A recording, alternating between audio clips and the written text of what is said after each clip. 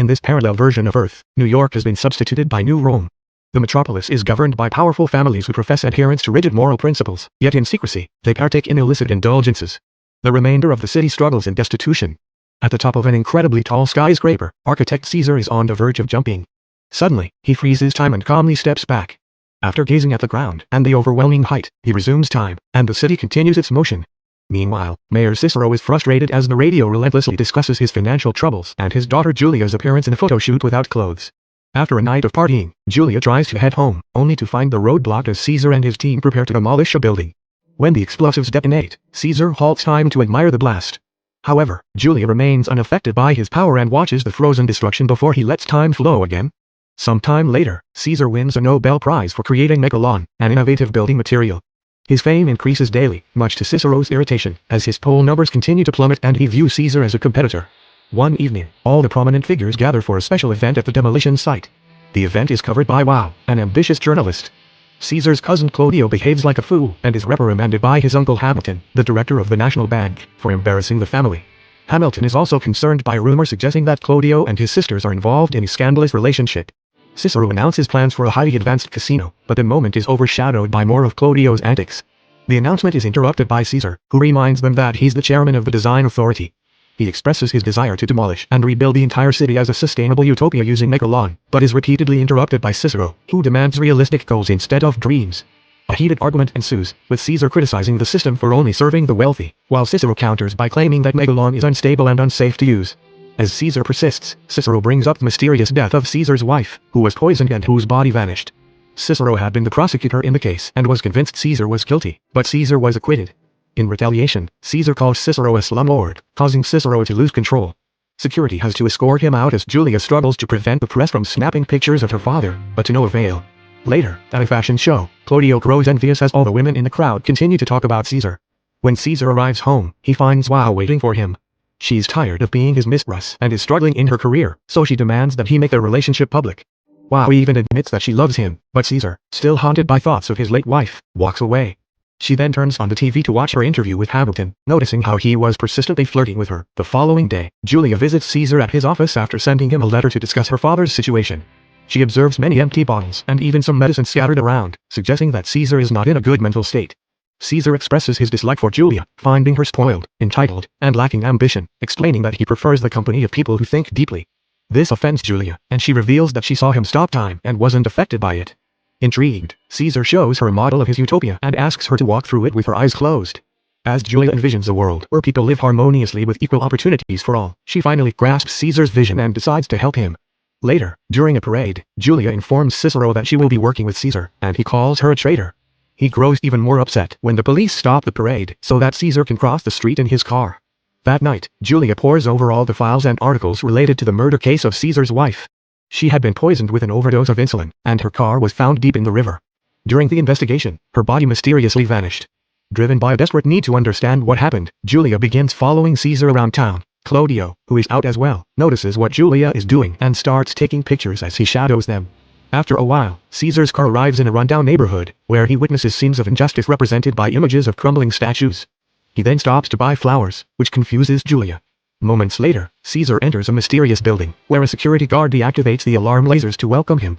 Inside, Caesar places the flowers near his wife's body, which is cared for by a group of compassionate women. However, when Julia follows him, she discovers that Caesar is alone. This whole scene exists only in his mind. Overcome by Caesar's deep, enduring love for his wife, Julia decides to leave. The following day, Caesar heads to the top of the tower to observe the city and make notes for his plans. Julia joins him and asks which institution he deems most crucial to preserve in his utopia. Caesar responds, marriage. Over the next few weeks, Wow spends a lot of time with Hamilton and they eventually become engaged. On the night of their wedding, Wow gifts Hamilton a statue of his own likeness. Julia attends with Caesar, who notices protesters nearby holding signs against him, but he chooses to ignore them. Reporters continue to ask about Megalon and its potential risks, but Caesar responds with jokes, assuring everyone that it's completely safe.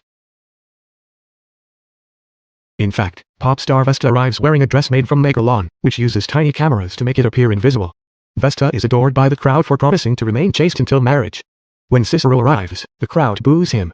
This being New Rome, the celebration takes inspiration from the ancient Roman Empire, complete with a chariot race and gladiators battling. Julia is interviewed by some young students and learns that rumors about her dating Caesar have already begun circulating. Meanwhile, Caesar spends the night smoking, drinking, and using various substances, causing everything to become a psychedelic haze. He signs autographs and lets women flirt with him, but he doesn't engage in any of it. Julia follows him, trying to get him to settle down, but to no avail. As eccentric clowns finish their show, Claudio bribes a producer to play a video he's brought at the right moment. It's time for Vesta to perform. Her performance is interrupted by Claudio's video on the big screens, showing Caesar and Vesta in a compromising situation, caught by paparazzi. The crowd erupts in chaos, and bodyguards rush to escort Vesta away before the angry mob can riot, sparking a fight on stage.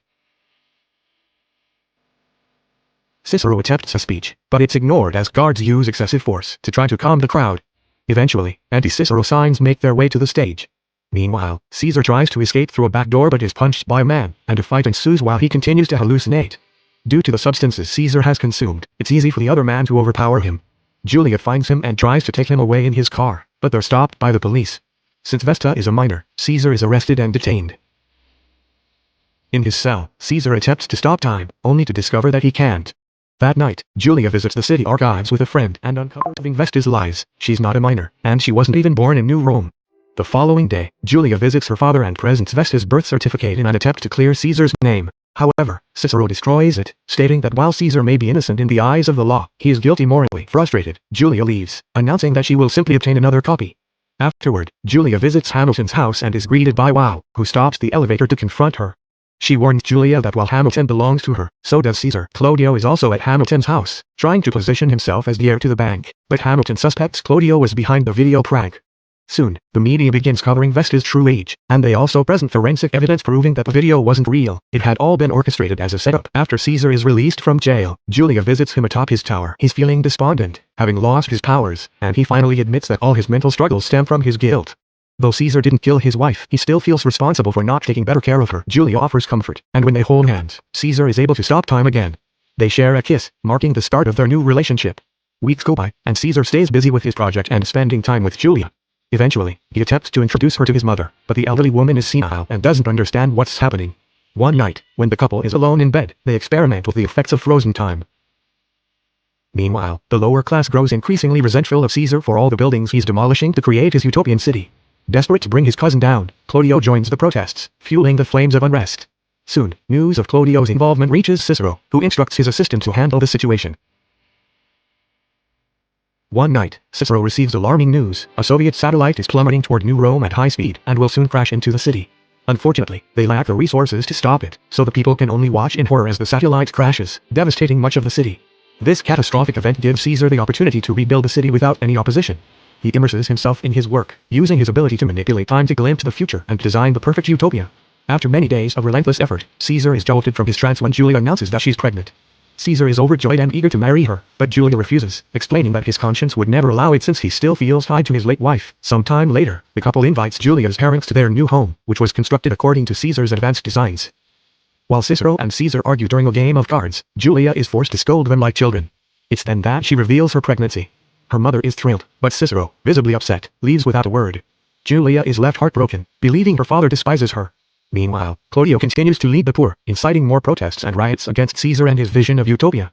The man Cicero sent to stop Caesar died during the satellite crash, leaving Claudio with no one to challenge him. A few days later, Cicero visits Caesar to ask him to break up with Julia. In exchange, he offers a signed confession admitting that he knew Caesar's wife had taken her own life, but he prosecuted him anyway to eliminate him as a threat. Cicero promises to publicly support Caesar, but Caesar rejects the offer. Soon after, Caesar meets with Wow, who proposes that she could steal the bank from Hamilton and give it to Caesar so they can be together. Caesar refuses her offer as well.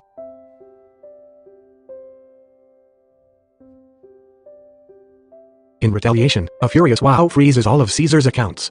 Meanwhile, the media continues to question whether Megalon is truly safe, attacking Caesar's reputation. One night, a young boy approaches Caesar for an autograph, but it's a trap to get close enough to shoot him in the head. For the next several hours, Caesar's mind is trapped in an endless hallucination. Julia rushes him to the hospital, where doctors consider using Megalon to rebuild his skull. Meanwhile, it's revealed that the child had been sent by Claudio's henchmen, though Claudio is enraged because the incident has made Caesar appear as a martyr. The procedure to repair Caesar's skull with Megalon goes smoothly, but the recovery will take time. Julia stays by his side, comforting him during his painful hallucinations. As he struggles with his memories, Caesar opens up about the night his wife died. She had come home, eager to share good news, but after seeing something that made her jealous, she ended up taking her own life by jumping into the river.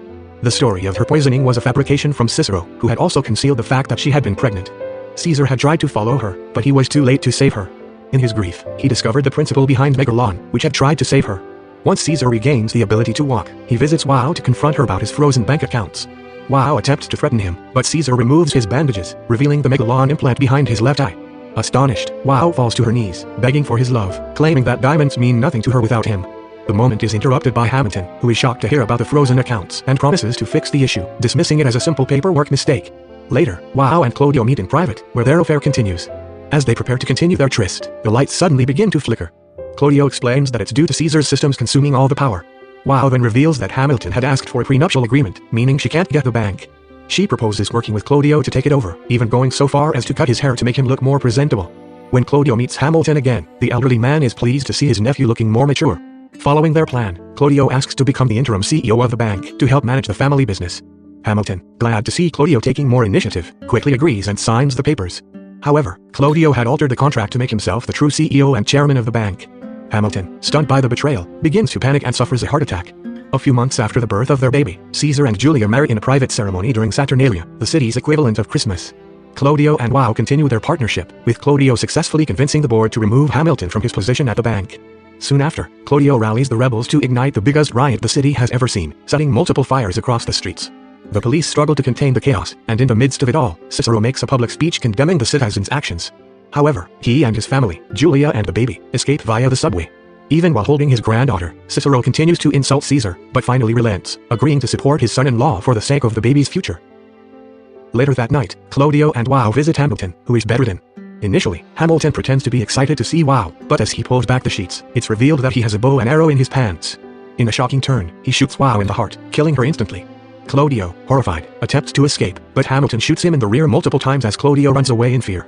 Hamilton, undeterred by the chaos, announces that he is leaving all of his fortune to Caesar's Megalopolis project. Meanwhile, Caesar emerges in public, sharing his vision for the future of the city. He explains that his Megalopolis utopia will have no classes, ensuring that even the poorest residents will have a chance to work and progress because every human being is a miracle. His speech touches the crowd deeply, and they begin to realize they've been fed lies by Claudio. Furious, they hunt him and his henchmen down, ultimately hanging them in a brutal act of vengeance. On New Year's Eve, the Megalopolis project is finally complete, and Caesar, Julia, and their baby join Cicero and his wife for the grand parade celebrating the new beginning.